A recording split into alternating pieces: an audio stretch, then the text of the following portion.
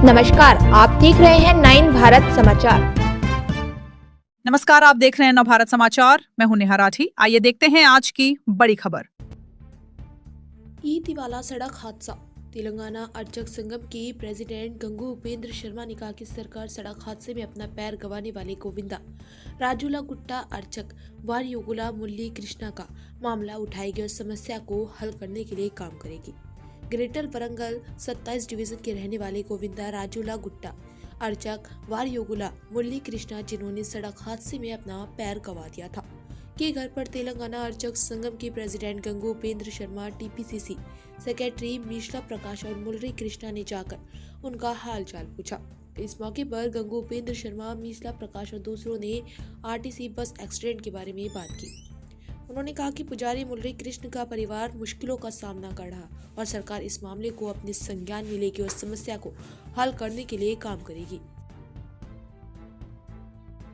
ఉన్నారు కాబట్టి చిన్న పిల్లలు ఉన్నారు కాబట్టి వారికి ఉపాధి అవకాశాలు కల్పించాల్సిన అవసరం ఉన్నది. ఎందుకంటే వారు అర్చక వృత్తిలో పురోహిత వృత్తిలో ఉన్నారు కాబట్టి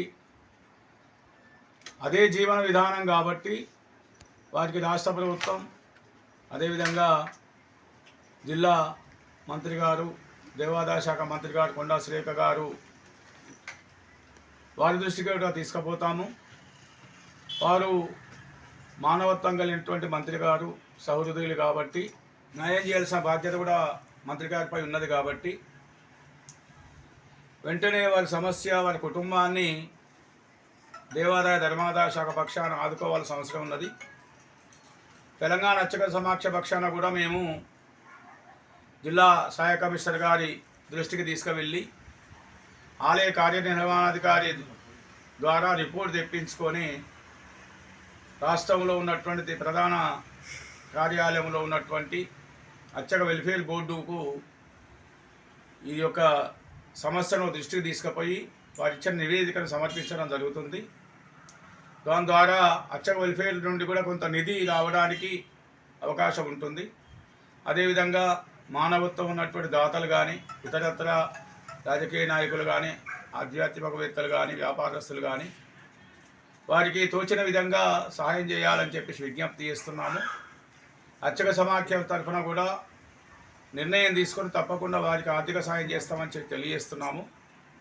అర్చక వెల్ఫేర్ నుండి కూడా తప్పకుండా చేయాలి. అదేవిధంగా దేవాదాయ శాఖ నుండి వారి భార్య గారికి ఏదో ఒక దేవాలయం లోపల చిరు ఉద్యోగం ఇప్పించాల్సిన బాధ్యత ఉన్నది. ఎందుకంటే అమ్మాయి కూడా చదువుకున్నటువంటి వ్యక్తి.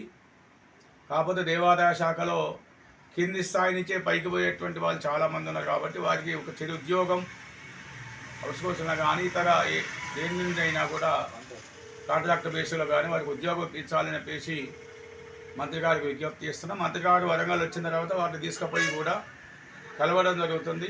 వరియోగుల ముఖ్యంగా ఏంటంటే మురళీకృష్ణ గారు పాపం వారి పని గోవిందరాజ స్వామికి పూజా కార్యక్రమాలు చేసి వారి పని వారు చేసుకుంటారు. దురదృష్టవశాత్తు బస్ ప్రమాదంలో కాలిపోవడం, 2 చిన్న పిల్లలు, భార్యా పిల్లలు వాళ్ళు ఇప్పుడు చాలా ఇబ్బంది కూడా అవుతారు. ఎందుకంటే వారికి చేసేదే మురళీకృష్ణ గారు. వారు ఇబ్బంది పడే కాలు మొత్తాన్ని పోయే వరకు వారి కుటుంబం త్యాగమయ్యే పరిస్థితుంది. కాబట్టి ఇవాళ గౌరవనీయులు రాష్ట్ర అటవీ పర్యావరణ దేవాదాయ శాఖ మంత్రులు శ్రీమతి కొండా సురేఖ గారి దృష్టికి, అలాగే బడుగు బలైన నాయకులు మాజీ ఎమ్మెల్సీ కొండా మురళీధరరావు గారి దృష్టికి తీసుకుపోయి వారి కుటుంబాన్ని ఆదుకునేందుకు ప్రభుత్వ పరంగా కానీ ఏదైతే సహకారం ఉందో అది చేయాలని సందర్భంగా మేము అందరం కూడా కలిసి వెళ్ళి ఉపేంద్ర శర్మ గారితో కలిసి వెళ్ళి చెప్తాం. మరి ముఖ్యంగా వారిని ఇక్కడికి తీసుకొచ్చి ఏర్పాటు చేస్తాం. ఎందుకంటే వారి కుటుంబాన్ని ఆదుకోవాలి.